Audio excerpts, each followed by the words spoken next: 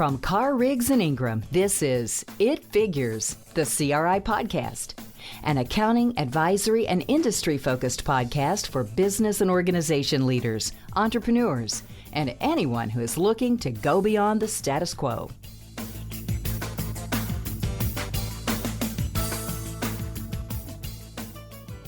Hello and welcome to another episode of the CRI It Figures podcast. My name is Robert Lemon. I'm one of the governmental partners at CRI. So today's topic is a governmental one. I'm very excited to be joined with a couple of fantastic presenters here today. April Shuping, another governmental partner from Carr, Riggs, and Ingram. She's going to be talking with me, and she's been on a number of episodes before, so you may recognize her. But we're going to be speaking with Dean Mead. Now, Dean has over 25 years of experience working with the GASB, and he recently joined CRI, and we're going to be picking his brain about all things GASB related. So a little bit of insider scoop, if you will, on things about the GASB. I keep saying that word GASB. For those who aren't too familiar with it, what that means is that's the Government Accounting Standards Board. They are the guys who set the standards for all of the government, for all the governmental entities to follow all of their governmental accounting standards. So let me just give April and Dean a quick chance to introduce themselves here. I did a quick intro, but April, do you want to say hello? Hi, I'm April Shuping, and thanks, Rob. I'm excited to be back on the podcast and very excited to have Dean as part of our team. Quick intro, I've got way more years than I want to admit of experience specializing in government, specifically about half of it with public accounting, doing audits and consulting for governments, and the other half actually working in the government finance offices. So I have a vested interest in this topic, definitely have been dealing with GASB implementations of new standards since way before 34. So I'm excited to have some input on these hot burning questions we've got for Dean Mead from the GASB. Excellent. Thank you, April. And Dean, do you want to introduce yourself? I said 25 years with the GASB. Was that right? I can't remember exactly how long it was, but I know it was a long time. So Dean, do you want to tell us how long you were there and a little bit about yourself, please? Yes, when I want to be dramatic, Rob, I refer to it as a quarter century of standard setting. But it was just a couple days longer than 24 years that I worked for the Governmental Accounting Standards Board. Most of that time as part of the senior leadership of the GASB, and toward the end there as Assistant Director of Research and Technical Activities. I was also the coordinator for the Governmental Accounting Standards Advisory Council, which is GASB's primary advisory group. And I come from an academic background and a financial statement user background. So during the time I was at the GASB, I was also an adjunct member of the faculty at the Rutgers Business School Department of Accounting and Information Systems from about 2008 to 2020. Fantastic. And we are so pleased again, let me say again, that we are so pleased to have Dean join CRI as part of our team. Just been a few months with us, I think, Dean, and I know I've asked you many technical questions, and you've always had fantastic answers and guidance on the GASB topic. So I look forward to diving into a few more GASB specific questions with you today. So with that, I'm going to go ahead and dive in with the first question that I think might be useful for the audience to hear. And it's a very general kind of question. It's just to ask, will you describe for us the role of the GASB? And just, for anyone who's not too familiar, explain to the audience, what does the GASB do? Well, the GASB, since it was created in 1984, has been recognized by the American Institute of Certified Public Accountants and the rest of the accounting industry as the setter of generally accepted accounting principles, or GAAP, for the approximately 90,000 governments below the federal level in the United States. So we're talking about the 50 state governments, counties, parishes, townships, towns, cities, villages, school districts, special districts that do a variety of things from fire protection to mosquito abatement, and a lot of governmental business enterprises like public colleges and universities, public hospitals, airports, public utilities, and so on, and even including the U.S. territories like Puerto Rico and Guam.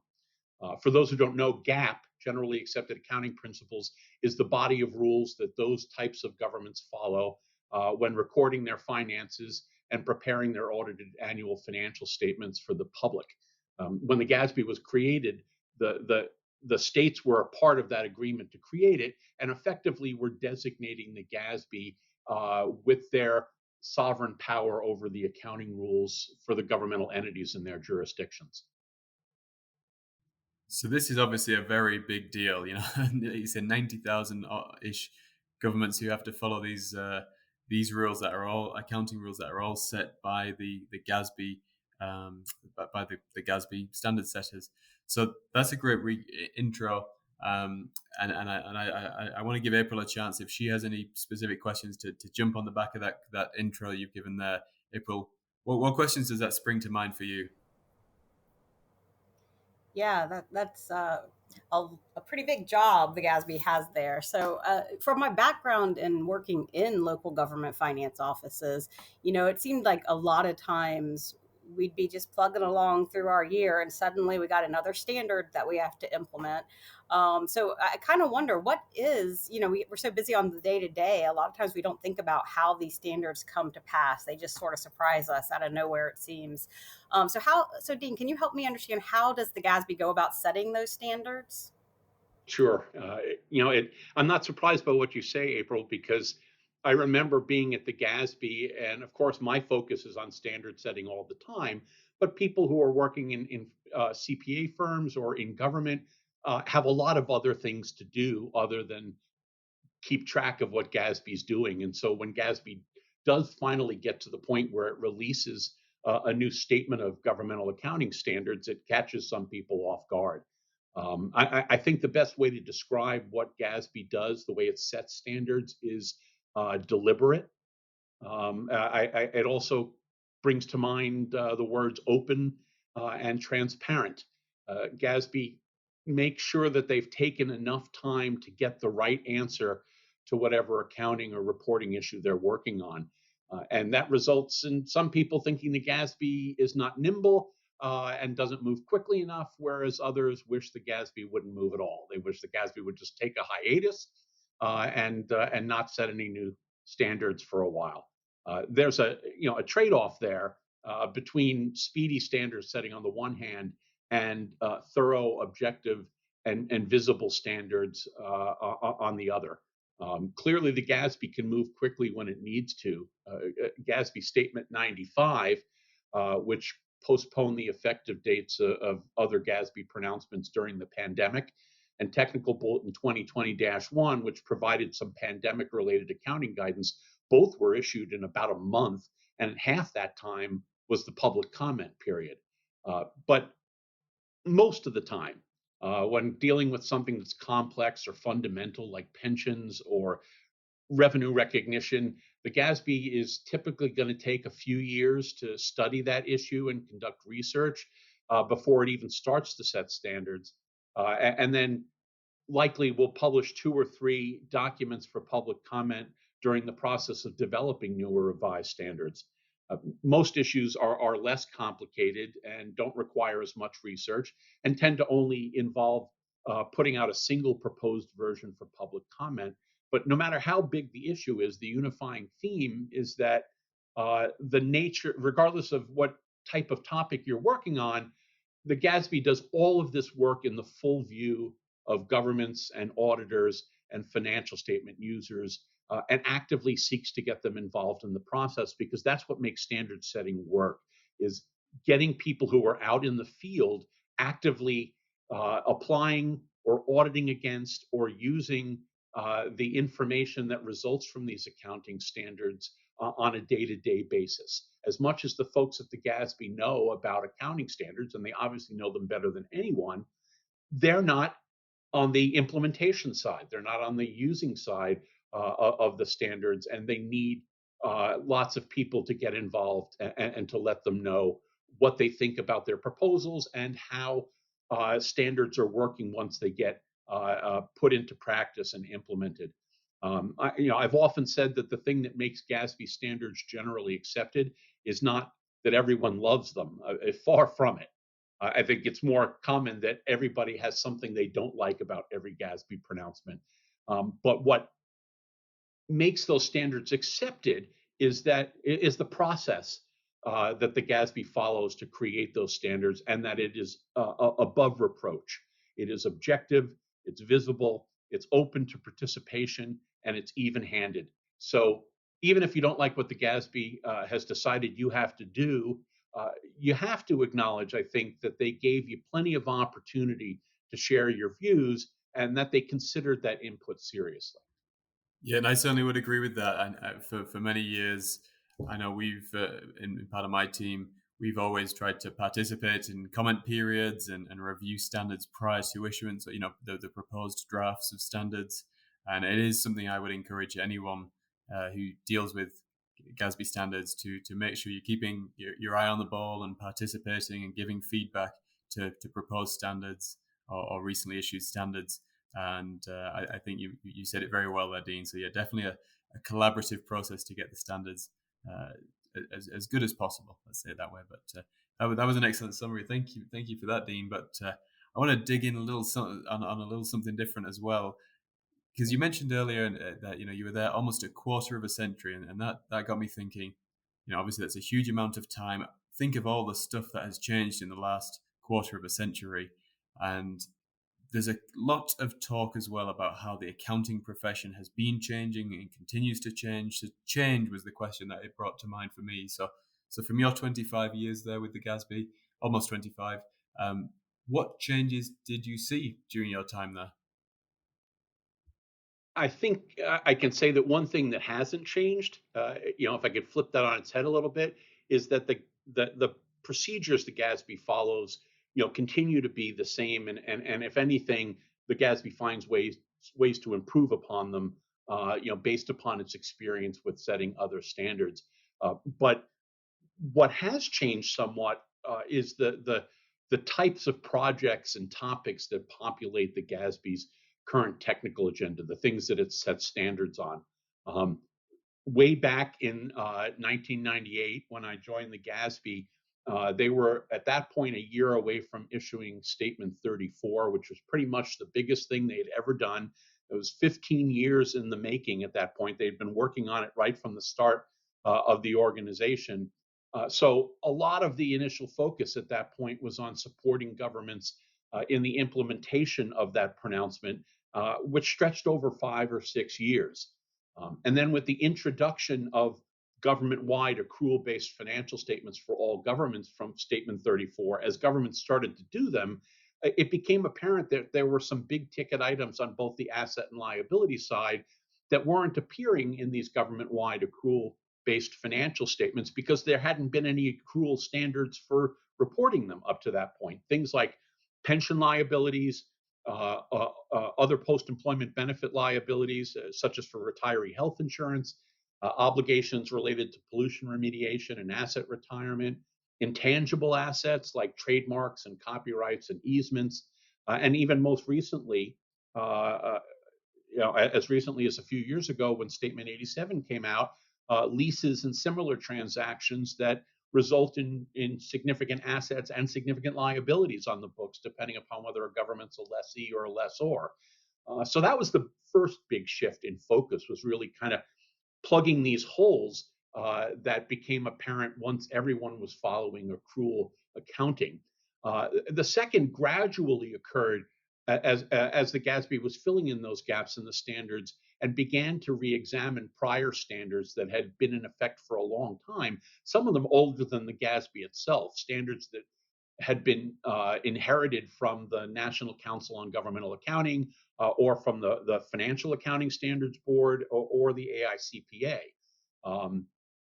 In the process of shifting toward re-examination of existing standards more commonly or more often than tackling entirely new areas, the GASB significantly improved upon how it re-examines those existing standards to ensure that they're continuing to work the way they're supposed to work in practice, that they are accurately and fully capturing the economic substance of the transactions that they deal with, and most importantly, that they continue to provide information that people need to make decisions and to hold governments accountable.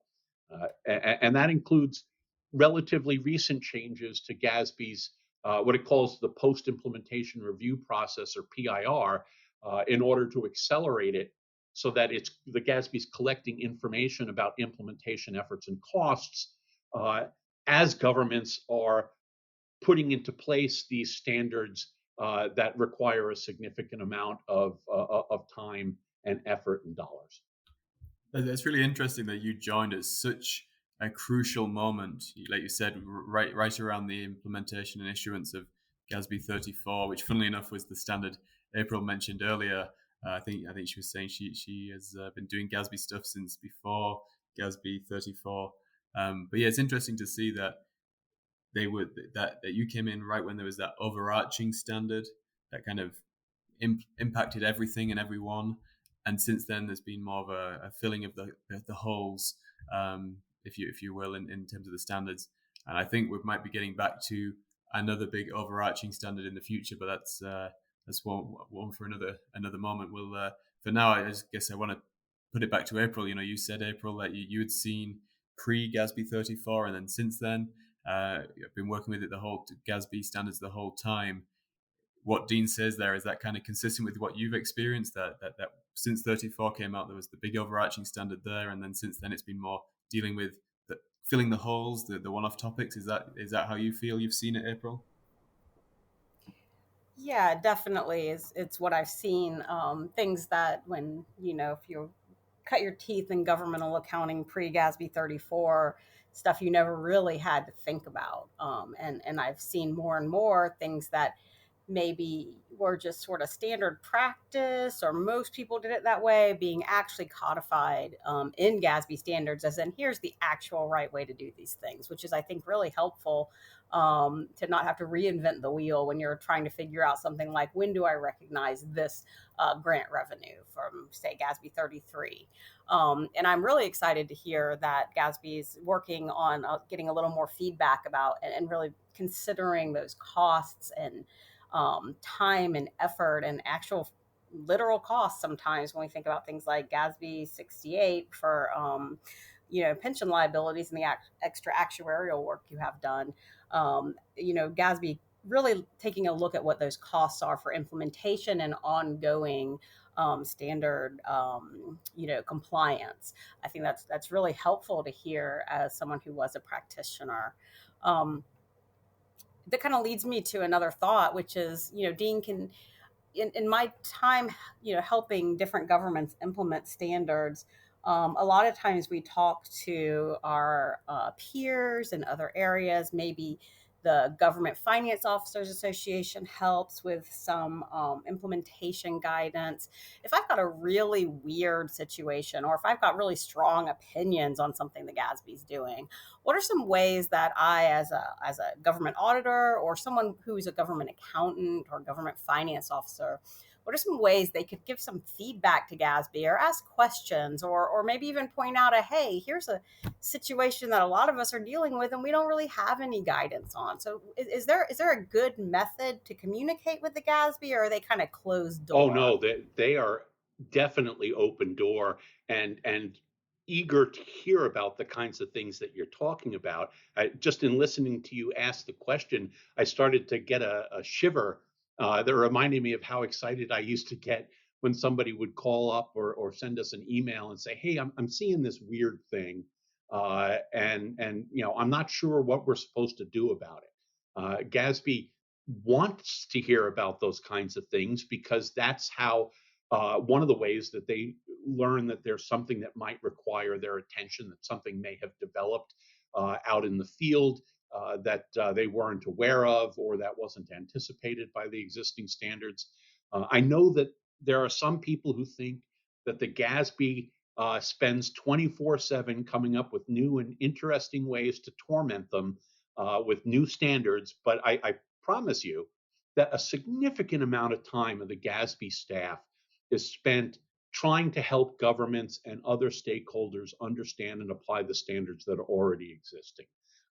They do that by publishing implementation guidance and speaking at conferences and answering questions from stakeholders. I continue to be surprised when I do presentations at conferences and I ask how many people know that you can ask the GASB a question and that they will answer it often very quickly. And only a few hands will go up. And I find that remarkable because that is a service that is available to everybody. There's a form on GASB's website, gasb.org, just for submitting these types of questions to the GASB, and it directs that question to the right person on the staff to answer it, often the person who wrote the statement that you're asking the question about. The email addresses and the phone numbers of the GASB staff are on the website as well. So they are very accessible. They are happy to receive phone calls or emails or questions through that website. Anyone can share their views with the GASB at any time. Anybody is allowed to email or send a letter to the board requesting that the board reconsider an existing pronouncement and hopefully making a good case for doing so. The board members and the staff are both available to talk about existing standards or ongoing projects or issues that you think they should be working on. They are regularly reaching out to get people to participate in their research and their post-implementation reviews. For example, there are a bunch of surveys on capital asset accounting and reporting that are just wrapping up, and they're going to be followed by surveys on the existing pension standards as part of that PIR. And then later this year, there'll be surveys about the existing subsequent event standards and some roundtables to conclude that capital asset research, which has been going on for a couple of years. And of course, what the GASB really wants the public to do is to take a look at its proposed standards and to provide feedback on them. And once you've interacted with the GASB in a substantive manner, either through its research or through due process and standard setting, the feedback you provide is recorded in their constituent feedback database, and then you automatically hear about new opportunities to participate in the future as they come about. Excellent summary, and that is my experience as well. GASB, from my side, has always been very open door, as you put it, very willing to address technical questions. The form you mentioned, I hope everyone picked up on that on gasb.org. There is a form to submit technical questions, and like you said, Dean, I have always experienced a quick, thorough, and effective response, and it's been a very valuable tool. So, yeah, for anyone who didn't realize or doesn't have the perception that GASB is open door, I encourage you to get more familiar with them, and especially the website and all the tools and communication methods available through the website. I've found it to be very valuable. So I'm going to ask you one more question, then I'll turn it over to April, see if she's got any final ones. We're on the home stretch here. We're going to start wrapping it up. And my last question is that kind of something I touched on earlier about, you talked about we had the one overarching standard, and then there was some plugging of the holes since GASB 34. And I'm curious, what's coming down the pipe? From an insider's, whatever you can tell us from an insider perspective, what should we expect to see coming down the pipe from the GASB? Well, this was alluded to earlier. The GASB has been for several years now been re-examining Statement 34 and the related standards that govern the financial reporting model, which is the blueprint for the audited annual financial report. And they've also more recently tried to tackle the narrow topic of revenue and expense recognition. Both of those projects are ongoing, though neither of them is exactly right around the corner. Based on the technical plan that the GASB has on its website, a final statement in the reporting model project is at least 15 months off, and that presumes that the board hasn't made changes that are so significant since the exposure draft that it believes it needs to do another round of public feedback. That will only push it out further.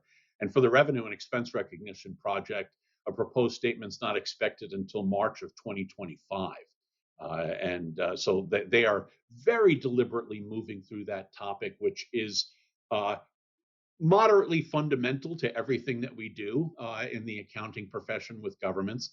and making sure that each of the aspects of the feedback that they received from the last due process document in that project is fully addressed, so that when they do propose new standards, they've answered the questions that people had, and what they're proposing will be as clear as possible. Um, there's one other major project that's not quite as substantial as those, but still a pretty big deal. That's going concern uncertainties and severe financial stress disclosures. But that only started deliberations in July after uh, something like 5.5 or 6 years worth of research. So there's a lot of work left to be done there before the first due process document comes out. The other main focus that I expect to see for the GASB is that now that it's published Concept Statement 7 on note disclosures, sometime in the next year or so, it'll begin to reconsider the body of disclosure requirements uh, prior to GASB Statement 67 for pension plans. They conducted about 2.5 years worth of re-examination research on that entire body of standards from about 2016 to 2018. But then rather than jump right into uh, uh, improving upon those existing standards, the board wanted to build upon its conceptual framework that guides how it decides what governments should disclose and what they shouldn't disclose. And they've now finished that, and they've got this much more robust description of how disclosure requirements are arrived at.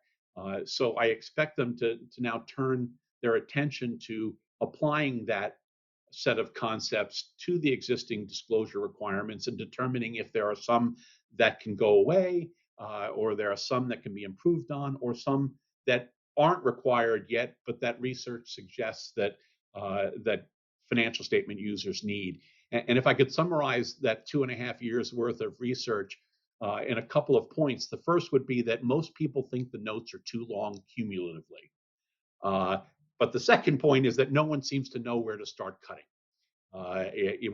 When asked, well, which note disclosure should the GASB get rid of first, no one could really agree on what didn't need to be reported. So the board's got a real challenge ahead of it, I think, to apply that new set of concepts and to identify the kinds of things that governments are already reporting that might not be as important to financial statement users, and that might lessen the disclosure burden that governments are dealing with. That being said, there are plenty of opportunities for improvement that were identified by stakeholders in that research for a wide variety of existing note disclosures. So I expect the board will have a lot in front of it to deal with, a lot to chew on, and that stakeholders will have a lot of opportunity to provide their input on that as well. Wow, so we do have a lot to be looking out for from the GASB. The one I was alluding to, the big overarching item being that financial reporting model re-examination. But in addition to that, like you said, the revenue and expense recognition, then there's the going concern uncertainties, as well as the disclosure concept statement. Like you said, not coming out in the next year or so, but shortly thereafter, we're going to start seeing a lot of big stuff coming through.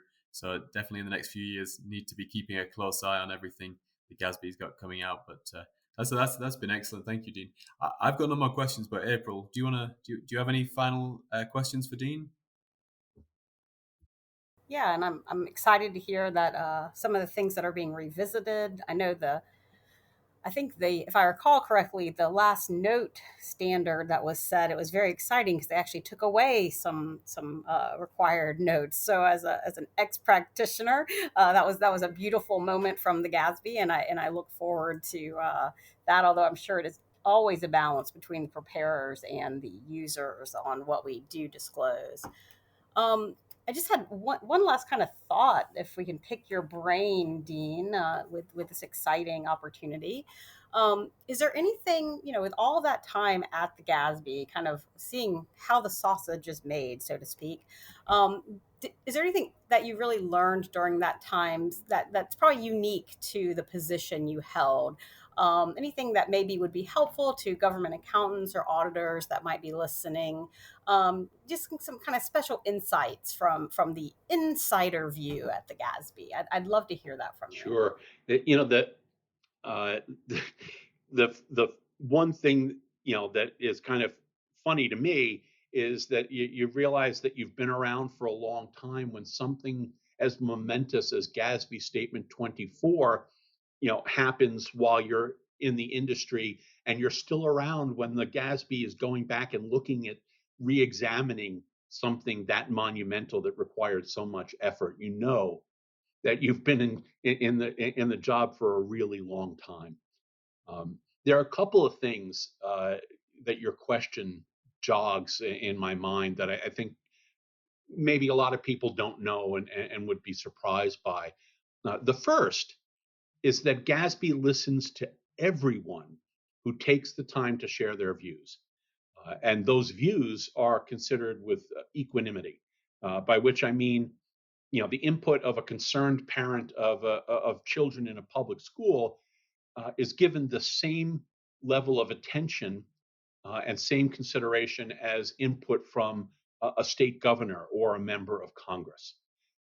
The second thing that I think people might find surprising is that standard setting is not a popularity contest. The most votes do not win. The position with the most support from stakeholders is not necessarily the one that will become the final guidance. The GASB is attempting to get the best answer possible, not necessarily the one that people like the most. So over the years, there were a few projects that generated letter writing campaigns that ended up sending a slew of form letters to the GASB, which may emphasize the importance of the issue to certain stakeholders, but it doesn't have any impact really on what the board members decide to do. For example, the exposure draft that led to Statement 34 prompted something like 1,500 form letters from government finance officers, the main point of which was opposition to the reporting of general capital assets and infrastructure as a part of what had been proposed for Statement 34. And in my opinion, it could have been a million letters, and it still wouldn't have been tenable for the board to require accrual-based financial statements for the entire government and leave out what tends to be a government's most valuable assets. I think I can sum up the board's decision making and what I have to say in this podcast with a quote from the animated version of Mulan, uh, in which the emperor of China said, "A single grain of rice can tip the scale." And believe it or not, a single convincing argument can win the day with the GASB. It doesn't matter if 1,500 people say one thing. If somebody else makes a lucid and convincing argument to the board about how an accounting issue ought to be dealt with, the board may very well choose that point of view as the basis for its standards, and not the one that the noisiest part of the stakeholder community said they wanted. And honestly, I can't think of anything else that works that way. That's really really exciting to hear, Dean, and I appreciate that insight and kind of inspires me a little bit.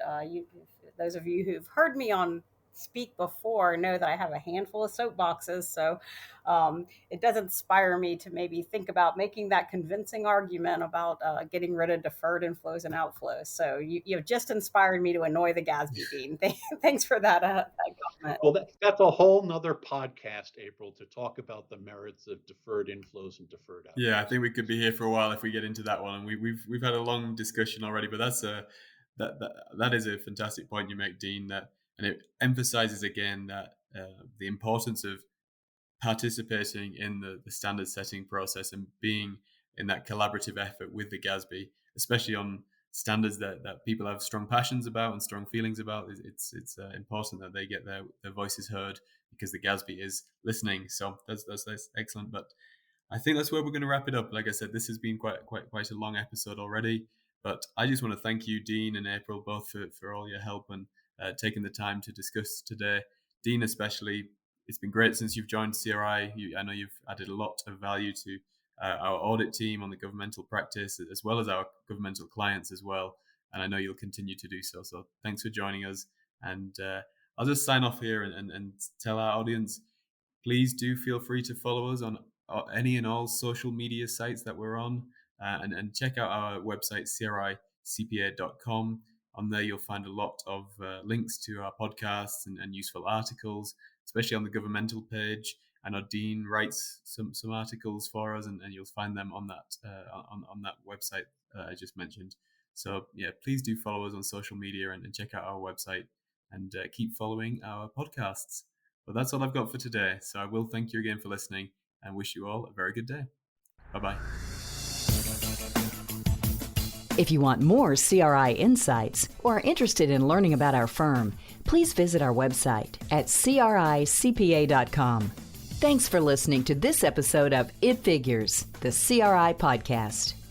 You can subscribe to It Figures on iTunes, Spotify, or wherever you prefer to listen to your podcasts. If you liked what you heard today, please leave us a review.